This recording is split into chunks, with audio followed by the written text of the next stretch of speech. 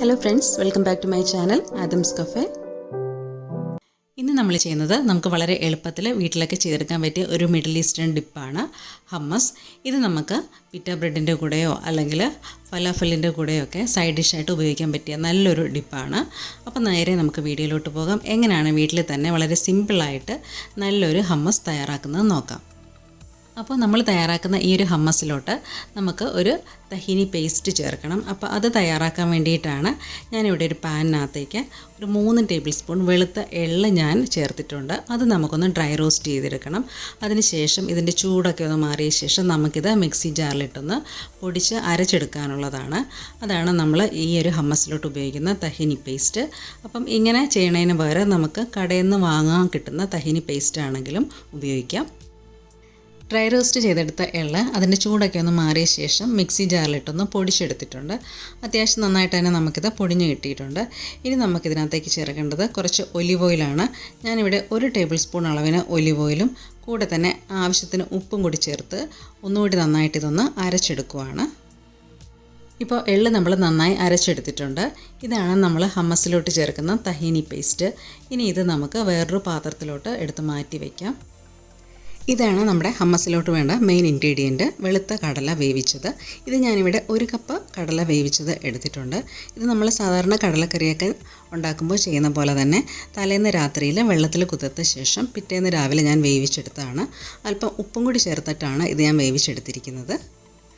ഇനി നമ്മൾ കടല വേവിച്ചത് ഇതിൻ്റെ ചൂടൊക്കെ മാറിയ ശേഷം ഇതിൻ്റെ പുറമേയുള്ള ഈ ഒരു തോടുണ്ടല്ലോ, അത് ഈ ഒരു രീതിയിൽ മാറ്റിയാൽ നല്ലതായിരിക്കും. നമ്മളിതിന് ശേഷം കടല മിക്സി ജാറിലൊന്ന് അരച്ചെടുക്കും. അപ്പോൾ ഇതിൻ്റെ പുറം തോടൊക്കെ മാറ്റിയിട്ട് അരയ്ക്കുമ്പോഴത്തേക്കും ഒട്ടും തരികളില്ലാതെ നല്ല സ്മൂത്ത് പേസ്റ്റായിട്ട് നമുക്ക് കടല അരച്ചെടുക്കാൻ പറ്റും. ഞാൻ ഈ കടല എടുത്തിരിക്കുന്നത് നമ്മളത് അരച്ചെടുക്കാനുള്ള മിക്സി ജാറിൽ തന്നെയാണ്. അപ്പോൾ നമ്മൾ എന്തുമാത്രം കടല എടുക്കുന്നോ അതിനനുസരിച്ച് 1-2 തവണയൊക്കെ ആയിട്ട് അരച്ചെടുക്കേണ്ടി വരും. ഇനി നമുക്കിതിനകത്തേക്ക് 3 ചെറിയ അല്ലി വെളുത്തുള്ളി അരിഞ്ഞത് ചേർത്ത് കൊടുക്കാം.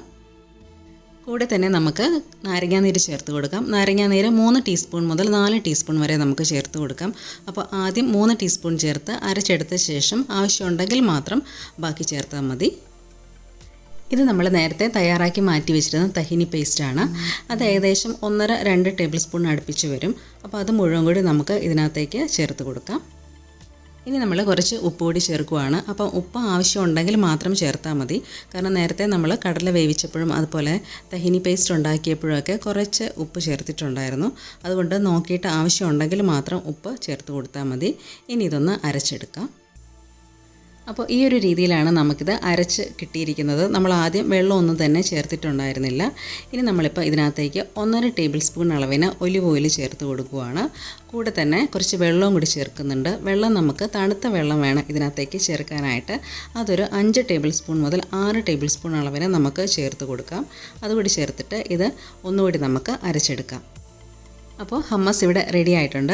ഇതാണ് ഇതിൻ്റെ ഒരു കൺസിസ്റ്റൻസി എന്ന് പറയുന്നത്. അപ്പോൾ ഞാൻ നേരത്തെ പറഞ്ഞ പോലെ തന്നെ ആദ്യം നമ്മളൊരു 5 ടേബിൾ സ്പൂൺ വെള്ളം ഒഴിച്ച് ഒന്ന് നന്നായിട്ട് അരച്ചെടുത്ത ശേഷം ആവശ്യമുണ്ടെങ്കിൽ മാത്രം 6ാമത്തെ ടേബിൾ സ്പൂൺ വെള്ളം ചേർത്താൽ മതി. കൺസിസ്റ്റൻസിയൊക്കെ നമ്മുടെ ഇഷ്ടമനുസരിച്ച് നമുക്ക് ആക്കിയെടുക്കാം. അതേപോലെ തന്നെ ഈ ഒരു സമയത്ത് ഉപ്പോ പുളിയോ ഒക്കെ നോക്കിയിട്ട് ആവശ്യമുണ്ടെങ്കിൽ ഉപ്പോ നാരങ്ങയോ നീരോ ചേർത്ത് കൊടുക്കാം. ഇനി നമുക്കിത് സെർവ് ചെയ്യാം. ഹമ്മസ് നമ്മൾ സെർവ് ചെയ്യുന്ന പാത്രത്തിലോട്ട് മാറ്റിയിട്ടുണ്ട്. അതിനുശേഷം ഇതേപോലെ ഒന്ന് നമുക്കിത് സ്പ്രെഡ് ചെയ്തെടുക്കാം. പിന്നീട് നമുക്ക് ഇതിനകത്തേക്ക് 1 ടേബിൾ സ്പൂൺ അളവിന് ഒലിവ് ഓയിലും കൂടി ഒന്ന് ഒഴിച്ചു കൊടുക്കാം.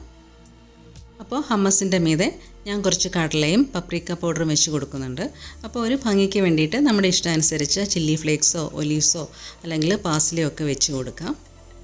അപ്പോൾ വളരെ ടേസ്റ്റി ആൻഡ് ഹെൽത്തി ആയിട്ടുള്ള ഹമ്മസ് ഇവിടെ റെഡി ആയിട്ടുണ്ട്. ഞാൻ ആദ്യം പറഞ്ഞ പോലെ തന്നെ ഇത് കുബൂസിൻ്റെ കൂടെയോ അല്ലെങ്കിൽ ഫലാഫലിൻ്റെ കൂടെയോ മാത്രമല്ല, നമുക്കിത് പലതരം റാപ്പിൻ്റെയും അതുപോലെ സാൻഡ്വിച്ചിൻ്റെയൊക്കെ ഉള്ളിൽ വെക്കാനായിട്ട് ഉപയോഗിക്കാം. അതേപോലെ തന്നെ സാലഡ്സിൽ ഉപയോഗിക്കാം.